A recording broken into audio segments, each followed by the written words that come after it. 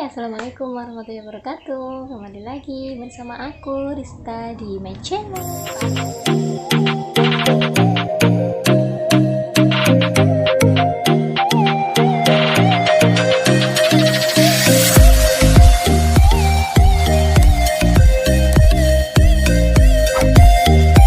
Alhamdulillah, setelah sekian malam purnama, setelah sekian matahari terbit, kita kembali ngonten lagi. Semangat buat kalian yang selalu ngonten. Kita harus selalu semangat untuk menjalani hari demi hari. Nah, di kesempatan konten kali ini aku akan membahas secuil informasi atau secuil kiat-kiat aku waktu ingin memulai usaha atau bisnis. Dan tidak ada salahnya dong kalau aku harus sharing ke kalian, tidak ada salahnya juga kalian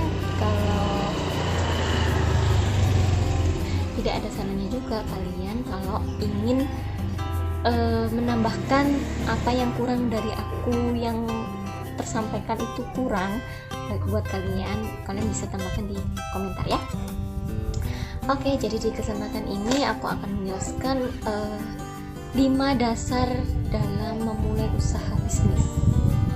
Kenapa kita harus mempunyai bisnis? Nggak bilang harus sih, tapi kalau bisa punya, meskipun itu kecil. Jadi di masa pandemi ini tidak menutup kemungkinan dan tidak memungkiri juga kalau kalian ingin mendapatkan cuan, ingin mendapatkan penghasilan sendiri meskipun sedikit yang bisa kalian dapatkan alih-alih untuk beli paket data atau jajan.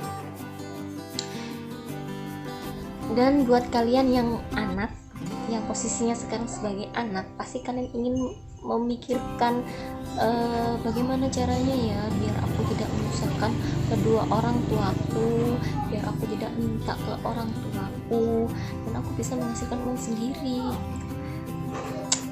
Ini solusi yang tepat. Nah, kalau buat kalian yang emak-emak, pasti ingin kan membantu suami dalam hal dalam hal kebutuhan sehari-hari gitu. Jadi lumayan dong untuk penghasilan atau cuan sendiri gitu, biar tidak bukan berarti kita sebagai istri membebani suami, bukan, tapi kalau kita sama suami dan istri bekerja sama, itu pasti akan menjadi lebih baik. Iya apa ya? Oke, kita mulai tips dan triksnya. Let's go. Yang pertama adalah niat. Jadi bagaimanapun juga kalau tidak ada niat, usaha atau bisnis tidak akan jalan. Misal nih, tidak ada niatnya cuma begini aja, pingin ya kayak gitu. Siapa sih yang nggak pingin? Semuanya pingin. Tapi kalau tidak ada niat coba atau ikut memilikinya, bagaimana kita bisa memulai bisnis itu? Kalau kita tidak bisa ikut langsung terjun, bagaimana caranya memulai bisnis ini tuh.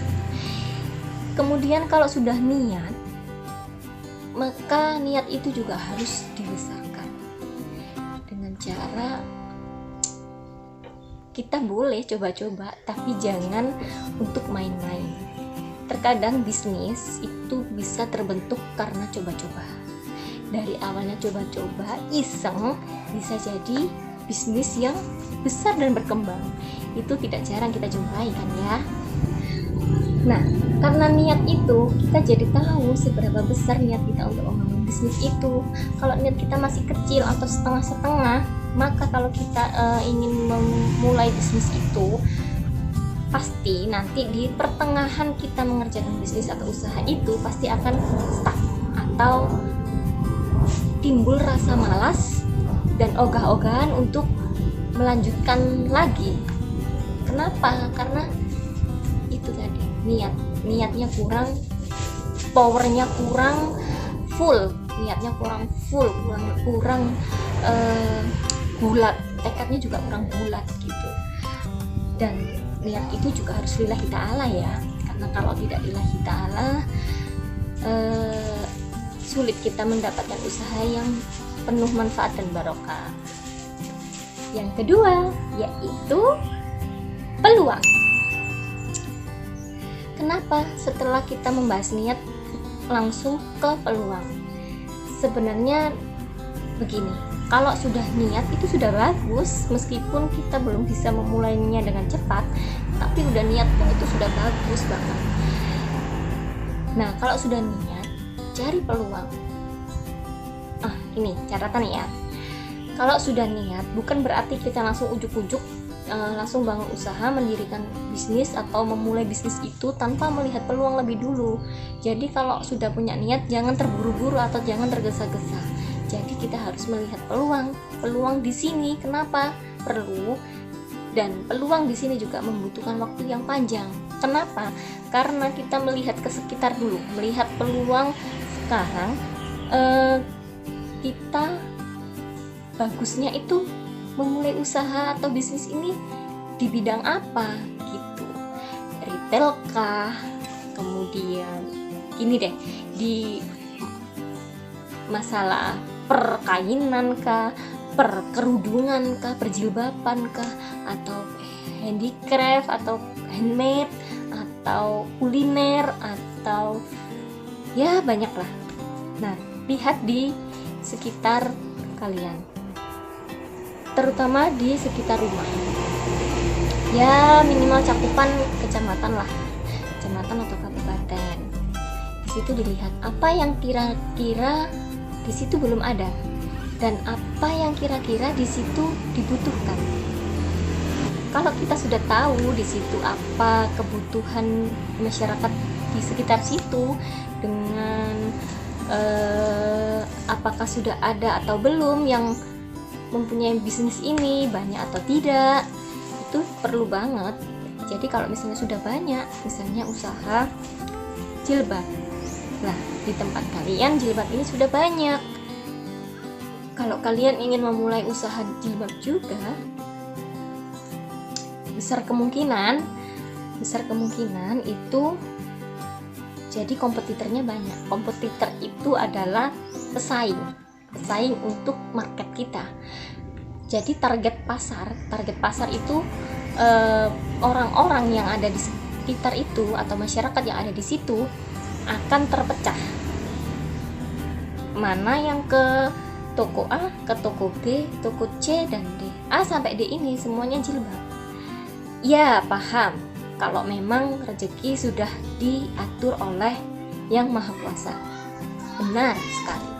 Tapi bagaimanapun juga, kalau memang kita ingin usaha kita atau bisnis kecil kita berkembangnya dengan pesat, maka cari peluang yang besar juga. Gitu. Yang ketiga yaitu passion. Nah, kita sampai ke passion nih yang sakral. Yang sakral atau istilahnya itu pengaruh sekali lah. Pengaruh sekali untuk bisnis kalian. Kalau kita sudah memiliki peluang, misalnya beberapa peluang itu kalian menemukan ada 5 peluang. Di 5 peluang itu kalian passionnya di mana? Jadi passion di sini adalah hobi atau keahlian atau kompeten dari kalian atau ya semacam kesukaan. Jadi kalau kalian menjalankan bisnis tapi kalau kalian tidak suka dengan bisnis itu atau tidak menguasai, tidak hobi, maka sulit untuk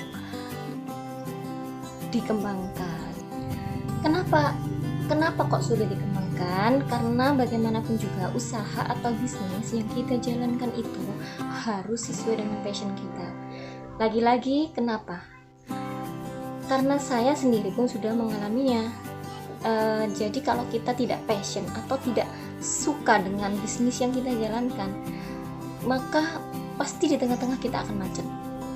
Kamu lihat teman kamu bisnis kue atau bikin coklat misalnya. Oh gini aja, bikin kerajinan tangan tas dari tali kur misalnya. Dan kamu mungkin di situ lihat teman kamu, wah laris banget, wah penghasilannya cepet, wah lakunya cepet gitu.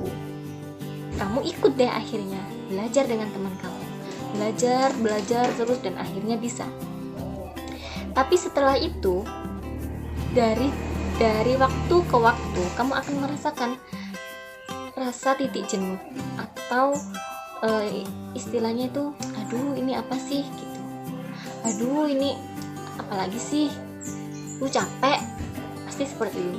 Beda lagi kalau sudah passion, misalnya kayak teman kamu tadi itu yang kamu lihat, dia sudah passion. Kenapa? Lagi-lagi passion itu adalah kesukaan.